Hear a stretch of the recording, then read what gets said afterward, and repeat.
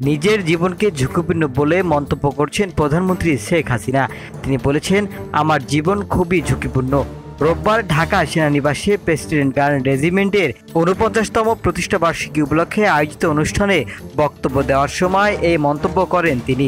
পিজিআরের জীবনও ঝুঁকিপূর্ণ উল্লেখ করে প্রধানমন্ত্রী বলেন, যারা আমার নিরাপত্তা নিয়োজিত তারাও যথেষ্ট ঝুঁকি নিয়ে কাজ করে থাকেন। পিজিআরের প্রতি কৃতজ্ঞতা জানিয়ে শেখ হাসিনা বলেন, পিজিআরের নেতৃত্ব ও নিরাপত্তা অত্যন্ত প্রশংসার দাবি রাখে। প্রধানমন্ত্রী শেখ হাসিনা বলেন, কারো রক্তচক্ষুকে ভয় পায় না বাংলাদেশ। এই দেশকে আর কেউ পেছনে টানতে পারবে না। অপ্রতিরোধ্য অগ্রগতির পানে এগিয়ে যেতে হবে।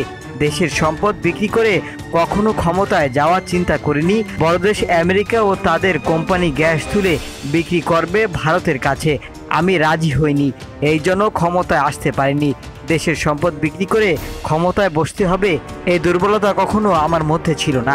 বাংলাদেশের উন্নয়ন নিয়ে প্রধানমন্ত্রী বলেন, খবরদারি করা বড় দেশগুলোর এখন বাংলাদেশের উন্নয়ন অগ্রগতির অস্বীকার করতে পারবে না।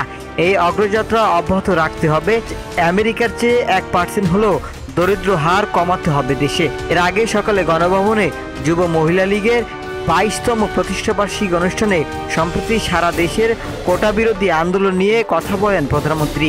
তিনি বলেন, এই আন্দোলনের বিষয় আদালতের রায়ের বিরুদ্ধে আন্দোলন করার কোনো যৌক্তিকতা নেই।